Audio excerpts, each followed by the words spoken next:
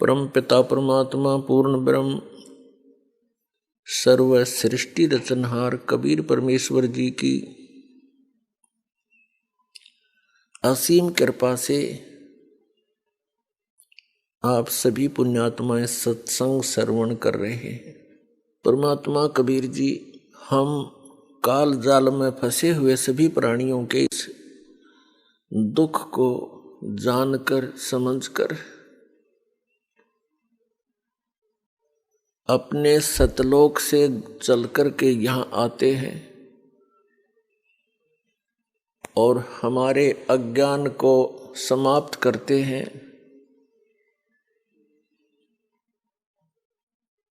हमें ये बताने की चेष्टा करते हैं कि तुम सभी प्राणी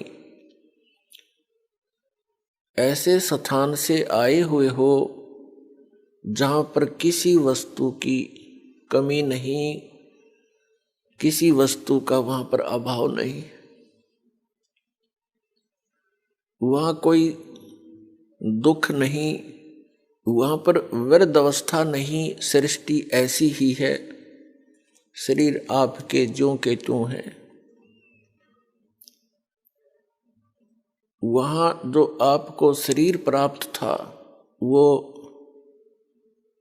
सभी रोग रहित, वृद्ध अवस्था उसमें नहीं होती, वहाँ मृत्यु नहीं होती। उस स्थान को आप अपनी गलती के कारण छोड़ आए। अब आप यहाँ पर ये दंड भोग रहे हो, सजा भोग रहे हो, और यहाँ पर आप जी ने इन दुखों को ही सुख मान लिया। यदि किसी को अधिक दुख है और उससे कुछ कम दुख को हमने सुख समझ लिया, और यहाँ पर सुख नाम की वस्तु नहीं है, आपने सुख देखा ही नहीं है, इसलिए इन्हीं अटकलबाजियों में आप सुख मान रहे हो। कैसे? जो निर्धन है वो सोचता है धनवान सुखी,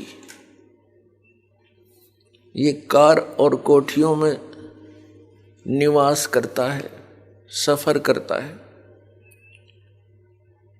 अब धनवान को स्वप्न में भी सुख नहीं होता। धनवान समझता है, धनी व्यक्ति सोचता है कि राजा लोग सुखी होंगे, ये राजा लोग सुखी हैं। राजा सुखी हो ही नहीं सकता। विचार की बात है, जैसे एक परिवार का मुखिया अपने 4-5 सदस्यों की व्यवस्था में कितनी टेंशन लिए फिरता है। किसी को बीमारी है, किसी का विवाह नहीं हुआ, किसी का विवाह हो गया तो बालक नहीं, और 100 समस्याएं उसकी जान को बनी रहती हैं। राजा एक बहुत बड़े अक्षेत्र का मुखिया होता है।